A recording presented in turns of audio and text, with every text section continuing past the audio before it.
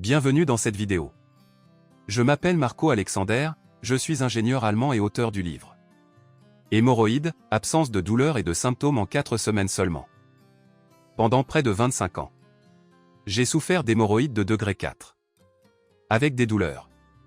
Et des symptômes sévères. En 2010, je les ai même fait enlever chirurgicalement. Mais 2 ans plus tard seulement, elles étaient de retour comme si elles n'avaient jamais cessé d'exister. Tout a commencé au cours de mes débuts dans le secteur de la construction après le lycée. À ce moment-là, j'ai dû porter des vêtements de travail et des chaussures de sécurité en permanence. Dès lors, les douleurs et les symptômes se sont déclenchés. Puis, alors que je faisais mon service militaire obligatoire, pendant les longues marches avec des bottes militaires rigides. Le sang coulait souvent sur mes jambes. Après cela, j'ai travaillé dans le secteur de la construction pendant de nombreuses années et j'ai eu des problèmes d'hémorroïdes presque continuellement. Ce n'est que pendant mes études que ces symptômes et ces problèmes se sont amoindris. J'avais également des douleurs constantes pendant mon temps libre lorsque je pratiquais la danse, mon passe-temps favori. Et bien sûr, sur les toilettes. Si vous êtes concerné, vous ne connaissez que trop bien ces problèmes. Ou des problèmes similaires. Toutefois, cette vidéo ne porte pas sur les douleurs, les problèmes et les symptômes. Mais principalement sur les causes profondes. Car celles-ci sont malheureusement très peu connues du public. En 2016, j'ai découvert la cause profonde des hémorroïdes. Et j'ai pu me libérer complètement de la douleur et des symptômes en un temps record. En apportant un petit changement à mon mode de vie. Depuis, j'ai beaucoup lu et étudié la question et en 2021, j'ai écrit un livre sur le sujet. Et je l'ai traduit en 20 langues. Pour aider le plus grand nombre de personnes possible dans le monde. Dans les minutes qui suivent, je vais vous expliquer cette cause première et vous montrer comment vous pouvez vous aussi réduire considérablement vos douleurs et vos symptômes. Pour ce faire, vous devez également modifier légèrement votre mode de vie. Ce qui n'est pas difficile. Mais vous ramènera à vos racines évolutives. Restez donc à l'écoute. Pour les hémorroïdes, il existe une cause secondaire. Et une cause primaire. La cause secondaire réside dans un tissu conjonctif fragile. Ce qui signifie des fasciailles affaiblies. Mais la cause principale est la marche sur le talon. Les chaussures à talons surélevés peuvent encore aggraver les symptômes. Les humains ont passé des centaines de milliers d'années d'évolution. En tant que chasseurs-cueilleurs, ils erraient dans la savane ou les forêts vierges. Ils ne le faisaient toujours que sur un sol irrégulier et escarpé. Et marchaient en prenant appui sur l'avant du pied. Le corps humain a été créé par l'évolution. Pour marcher en prenant appui sur l'avant du pied. Ou marcher sur la pointe des pieds. Les chaussures qui permettent une démarche sans douleur en prenant appui sur le talon n'existent que depuis quelques milliers d'années. Trop peu de temps. Pour permettre à l'évolution. Et à notre corps de s'y adapter. La bonne nouvelle c'est que le passage à la marche sur la pointe des pieds peut compenser les symptômes négatifs causés par la marche en prenant appui sur le talon. Et renforce également les fasciailles, la cause secondaire. Vous pouvez voir ici un modèle de pied sans fasciailles. 26 des 206 os du corps entier se trouvent dans chaque pied. Ainsi, 25% de tous les os sont situés dans nos pieds. À l'instar de nos mains, qui comptent 27 os. Les pieds sont également un chef-d'œuvre de la nature. Les meilleurs ingénieurs et techniciens de cette planète n'auraient pas pu mieux les développer. Dans les médias, on entend souvent dire que le pied doit glisser en marchant. Mais pour glisser, il doit avoir une forme convexe. Or, le pied est concave. Et quelque chose de concave ne peut pas glisser. Voici une autre photo. Du pied concave. Par exemple, 99,9% de la population fait glisser son pied lors de la marche sur le talon. Le poids total du corps est écrasé sur le sol à chaque pas. Sans protection. Comme un marteau. Avec les 220 millions de pas qu'une personne fait en moyenne dans sa vie, le corps est mis à rude épreuve.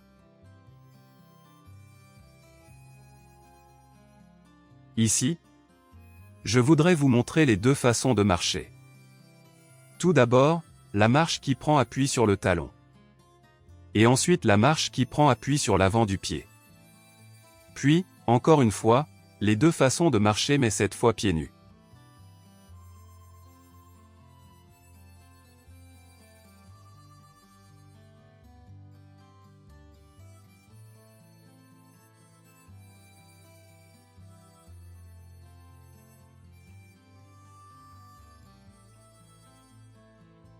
Faites le test vous-même et bouchez-vous les oreilles.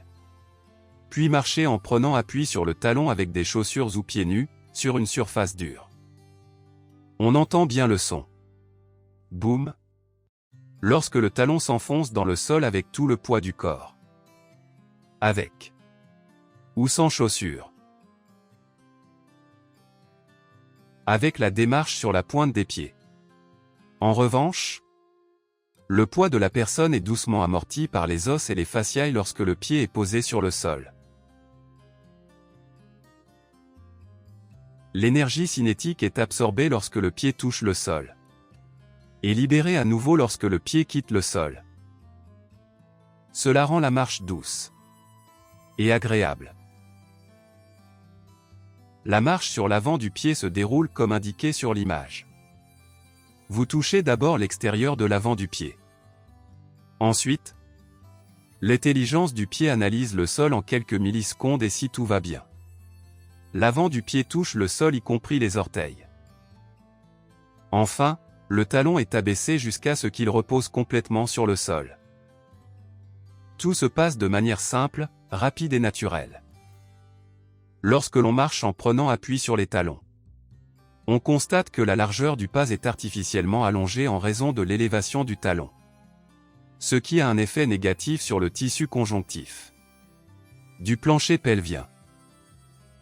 Avec la marche qui prend appui sur l'avant du pied, les pas sont plus courts et plus souples. Le plancher pelvien est soulagé. Ici aussi la comparaison a été simulée en plus avec les modèles. Avec 220 millions de pas dans une vie humaine. Et un poids moyen de 70 kg. Cela représente 10 millions de tonnes. Soit l'équivalent du poids des deux grandes pyramides d'Égypte.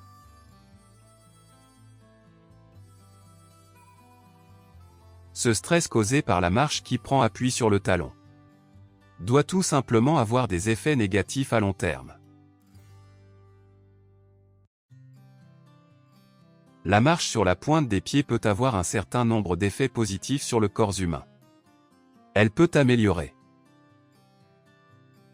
les problèmes qui touchent les os, les articulations, les hanches, le mal de dos, la vue. Pour les hommes, le potentiel physique. Pour les femmes, la grossesse. Vous pouvez imaginer ce que doit ressentir un enfant à naître dans le ventre de sa mère. À chaque pas. Avec la marche qui prend appui sur le talon. En raison de la pesanteur. La tête de l'enfant est poussée vers le plancher pelvien, qui doit se contracter pour compenser. À partir du 5e mois. Lorsque l'ouïe est développée, l'enfant qui va naître perçoit non seulement les bosses, mais entend aussi très clairement le bruit. Bang. À chaque pas.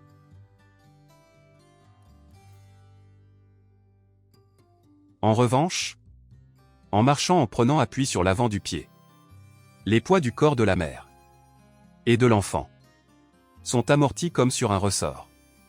Et il n'y a pratiquement pas de bosse ni de bruit. Cela rend la grossesse beaucoup plus simple.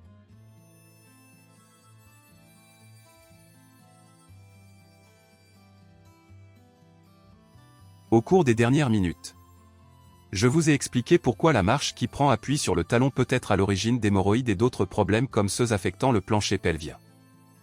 La solution à ces problèmes est donc de passer à la marche évolutive. La marche sur la pointe des pieds ou la marche qui prend appui sur l'avant du pied. Vous pouvez facilement effectuer ce changement et réduire vos douleurs et vos symptômes jusqu'à les faire disparaître, en quelques semaines seulement. Comme je l'ai fait. Le changement est naturel et gratuit. Et vous ramène à vos racines évolutives. Je vous mets donc au défi d'opérer ce changement dans votre façon de marcher.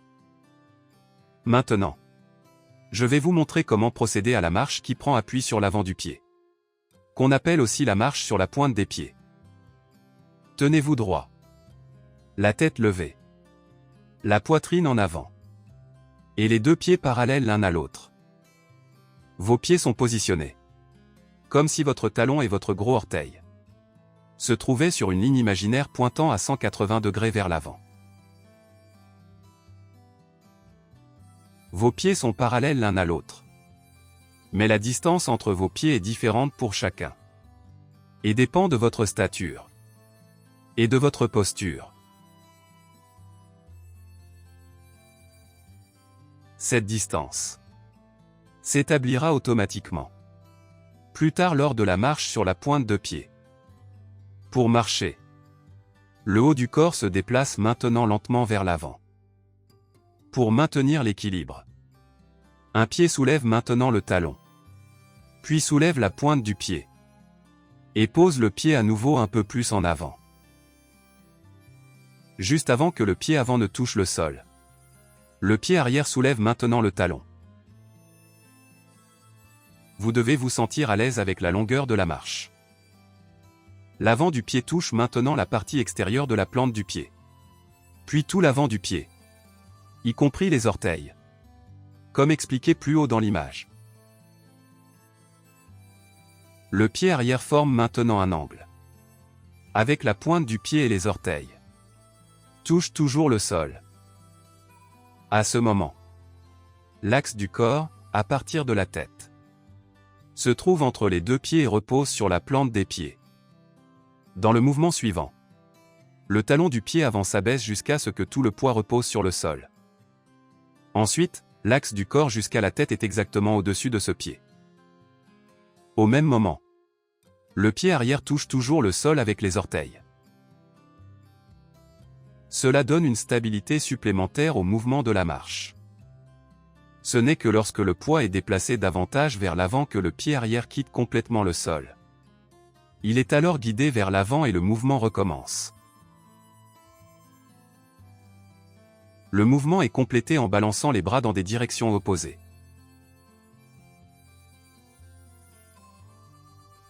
Le bras droit se balance avec le pied gauche. Et le bras gauche avec le pied droit.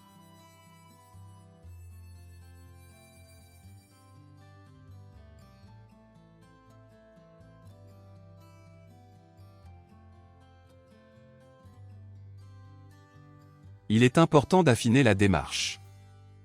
Pour ce faire, vous devez vous boucher les oreilles et écouter le bruit de la marche. Si le bruit du boom est encore clairement audible dans la marche sur la pointe des pieds, c'est que vous ne placez pas le pied assez haut. Et que le talon est encore partiellement enfoncé dans le sol. Parce que la plante du pied, les os, les fasciailles et les muscles n'ont pas le temps d'absorber suffisamment l'énergie cinétique. Ce n'est que lorsque le bruit de la marche est cohérent et que l'on entend presque plus le son boom que la marche sur la pointe des pieds est réglée correctement. Voici les deux types de touchdown. Ou arrivée au sol dans l'exemple. D'abord, la plante du pied, qui agit comme un ressort, n'a pas le temps d'absorber l'énergie. Deuxièmement, l'énergie cinétique est suffisamment absorbée. Cela permet de renforcer et d'entraîner les muscles et de réaliser cette démarche avec succès. Ne vous inquiétez pas si vous ne le faites pas exactement comme je l'ai montré. Tout le monde est un peu différent. Il suffit de s'en tenir au principe et après quelques milliers de pas, le corps suivra automatiquement la voie que l'évolution voulait lui faire suivre. Pour la transition vers la marche sur la pointe des pieds. Il est préférable de marcher pieds nus si possible ou en chaussettes. Si vous voulez ou devez porter des chaussures, je vous recommande d'utiliser des chaussures spéciales pour marcher pieds nus. Elles sont désormais disponibles dans le monde entier. Et ne sont plus aussi chères qu'avant. Elles sont plates et sans élévation du talon. Ne possèdent pas de semelle souple. Sont plus larges à l'avant du pied pour lui permettre de se déployer librement et sont très souples. Pour ma part, j'ai toujours porté les deux mêmes paires de chaussures pieds nus. Pour l'été puis pour l'hiver. Depuis 2016. Je n'ai jamais eu de chaussures plus confortables. Et je les porterai jusqu'à ce qu'elles tombent en morceaux. Je porte aussi les chaussures pieds nus en été pour danser. Et ça fonctionne très bien. Si vous ne voulez pas acheter des chaussures pieds nus tout de suite, je vous recommande des chaussures plates avec une semelle fine et dure, sans talons surélevés ni semelle intérieure. Ces chaussures doivent également offrir suffisamment d'espace et de liberté pour l'avant du pied.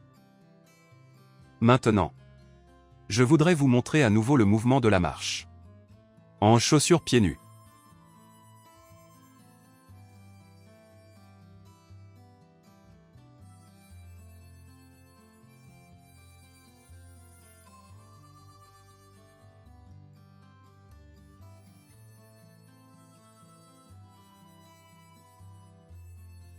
Il y a des effets secondaires dus au changement de marche que je ne veux pas vous cacher. Chez les personnes qui ont marché toute leur vie en marchant sur les talons, la chaîne des fasciailles, c'est-à-dire le tissu conjonctif qui traverse le corps des pieds à la tête en passant par le plancher pelvien, est adapté à cette démarche. Un retour constant à la marche sur la pointe des pieds entraînera un réalignement de la chaîne des fasciailles, ce qui peut provoquer des effets secondaires mineurs. Un des effets secondaires consiste dans une douleur au pied chaque matin après le lever, lorsque vous recommencez à marcher consciemment sur l'avant du pied. Cette légère douleur peut durer de 30 à 60 minutes. Vous pouvez la réduire en marchant sur place pendant quelques minutes, juste après vous être levé. D'autres effets secondaires peuvent inclure des tensions dans tout le corps, qui peuvent également résulter du réalignement de la chaîne des fasciailles. Tout dans le corps est relié aux fasciailles. Et un changement dans une fondation sera perceptible dans l'autre. Des exercices d'étirement et de repli, ainsi que d'autres exercices de gymnastique peuvent contribuer à réduire ces tensions.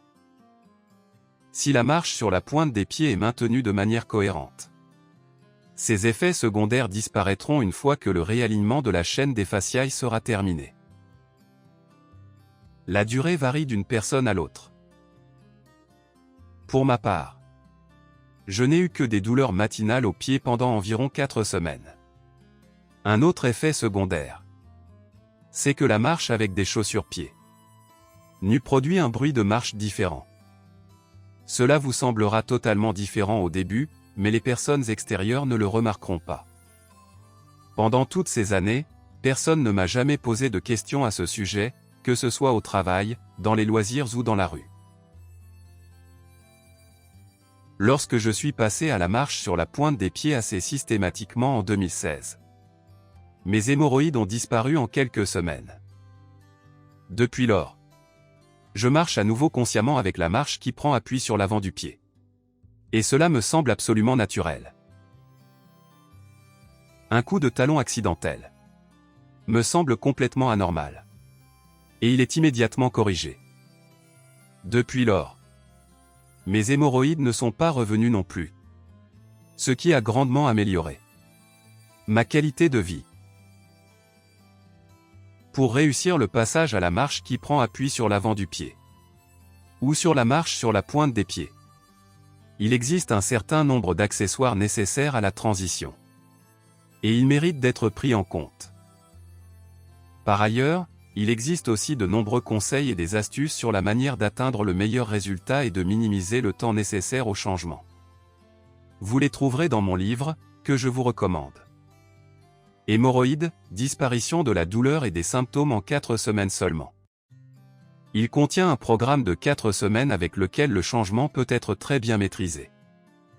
Ce livre peut être acheté normalement auprès de Books on Demand ou d'Amazon en version imprimée et aussi sous forme de livre électronique.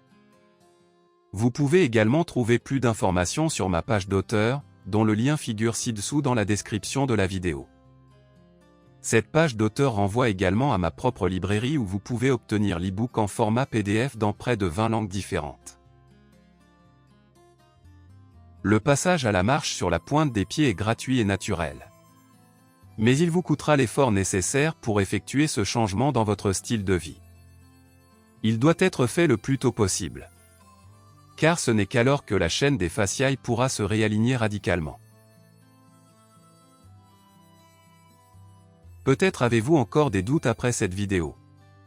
Parce qu'après tout, le monde entier marche en prenant appui sur le talon.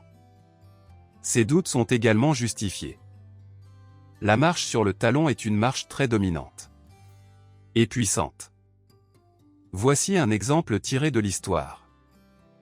Les Indiens d'Amérique du Nord et les aborigènes d'Australie, qui marchaient tous deux selon la marche sur la pointe des pieds, soit avec des chaussures minimales, soit complètement pieds nus, ont été presque entièrement anéantis par les soldats, les cow-boys et autres colons blancs qui portaient des bottes et marchaient en prenant appui sur le talon. La marche sur le talon est plus économique, en raison de la plus grande largeur de pas qu'il est possible de franchir. Surtout lorsque l'élévation du talon est élevée. Les symptômes négatifs de cette largeur de pas, causés par l'impact du corps, sont maintenant clairs.